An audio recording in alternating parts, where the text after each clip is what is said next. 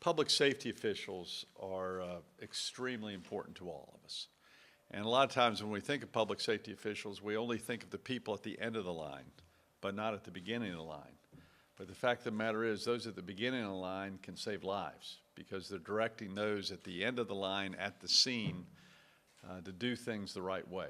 And if the wrong information is communicated, often lives are lost.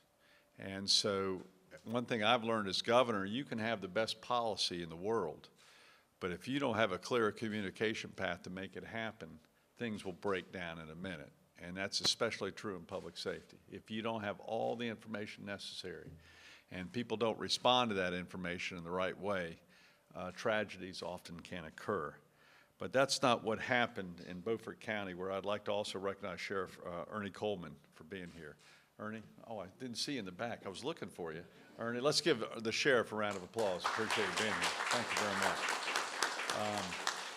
I also want to thank Secretary Werner, and also I also want to thank Richard Taylor and the North Carolina 911 Board for helping to recognize heroes that often don't get the attention they deserve. And in this case, the 911 operators, who I've always been impressed with, because every minute of the day on the phone, they never know what's going to happen.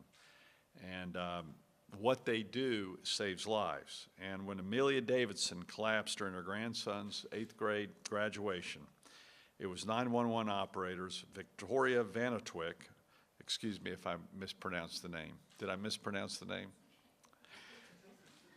Will and Linwood. All three of you have names that I cannot pronounce. So we'll go by first names, Victoria, Will, and Linwood. They became immediate friends with his family over a phone conversation, and immediate people that they could trust. They needed to trust each other under very, very stressful circumstances, and they became an immediate team with the people at the end of the line. And because of that, some lives were saved. And I'd like to thank everyone involved in this process. This is the true example of public safety. And with that, I'd like to bring up Richard Taylor. And Richard, you have some very special recognition you'd like to give, and I'd like to hand it out too. Thank you, Mr. Governor. As you mentioned, one of the things that the 911 Board takes pride in doing, and we have done that under the leadership of a good friend of yours, is Chris Estes. Let's not stretch the truth. But one of the things, when Chris became chair of the 911 Board, he made it a point to me and to the members of the 911 Board that we need to reach out to the 911 community, and not just to the folks at the management level, but to the actual folks that make 911 work. And as you just pointed out, to the folks sitting in sometimes those little dark rooms that sit there for 12 hours at a time, answering 911 calls, going from one call to the next, never knowing what happens. And over the last couple of years, we have heard calls from mothers whose 4-year-old child, in such an excited way, ran and jumped in their mother, wanting to jump in their mother's lap, while she was on a riding lawnmower and accidentally stuck her foot under the deck of that lawnmower and had her foot amputated. Listening to a telecommunicator tell that mother how to treat that daughter while first responders were en route, and hearing that little girl say, "Mama, will I be able to get a new foot?" We heard just about 2 months ago, a wife whose husband fell out of bed, literally dead, very excited, very panicked. And we heard a telecommunicator instruct that wife on how to do CPR. And we heard that husband, 76 years old, tell the 911 Board how last month he celebrated his first birthday. And then today the 911 Board will hear, and you will hear in just a moment, how at just a great, exciting time, an 8th grade graduation, and a grandmother there to see her grandson. And all of a sudden a tragic event takes place that could have been a tragic ending for a great day. But we heard a telecommunicator take those events and make it into a really great event. Beaufort County 911, what's the address of the emergency? Yes, I think my Aunt Amelia is having a stroke. Okay, what's the address, ma'am? What year at Northside High School at the eighth grade graduation? At Northside High School? Yes. I have a few more questions, ma'am. My partner's going to go ahead and get EMS headed your way. Has she had more than one seizure in a row? I'm not sure yet. Okay, ma'am. Is she diabetic? No. No. Is she an epileptic? No. Does she have a history of stroke or brain tumor? She has a history of heart problems, yes. Heart problems? Yes. Has the jerking stopped yet? We're in the hall. It's okay, it's okay. Has the jerking stopped yet, ma'am? Huh? Has the jerking I have- stopped? Has the choking? Is she choking? Hold on. Hey, Mhm. this is Mandy Wallace. I've got a lady here. She's got slurred speech, right side of weakness.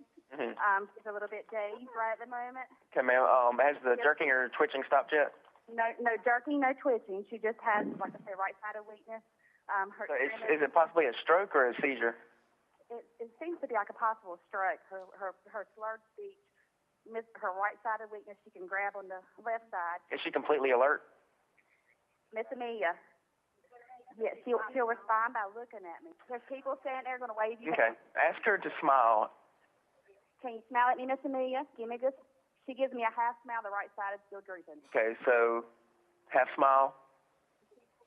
Okay, ask her to raise both arms above her head. Miss Amelia, can you try to put your arms above your head, darling? Just her left side. Just her left side? Uh-huh. Okay, ma'am. Ask her to say the early bird catches the worm. Miss Amelia, can you talk to me and tell me the early bird catches the worm? She can, and it's very sluggish, but she can say it. Okay, was it slurred? It's quite slurred, yes. Okay, ma'am. I'm right here. I'm sending the paramedics to help you now, ma'am. Stay on the line. I'll tell you exactly what to do next, okay? Reassure her that help is on the way. From now on, don't let her have anything to eat or drink. It might make her sick or cause further problems, okay? Yes, sir. Thank you. I appreciate Yes, it. ma'am. Very simple questions, it seems, but those are very important questions. What Vic was doing was going through emergency medical protocols, and all the while Victoria and Linwood were hearing those answers, and they were making sure that the responders, the EMTs, were hearing that information and were preparing for their response, all the while understanding that they knew what they were getting ready for, so that there would be a good response. They were making sure that East Care was ready to respond to the scene, East Care being the helicopter response unit out of Vidant Hospital in Greenville. All this was going on. You could barely hear in the background. Very simple questions, but very important questions before any medical response was on scene to save Miss Amelia's life.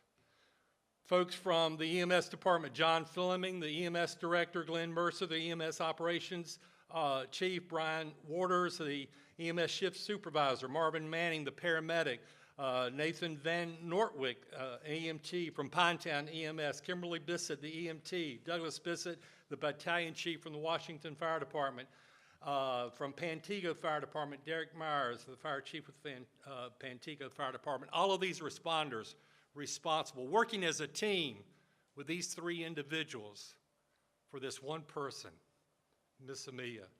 We are so thankful for each and every one of you.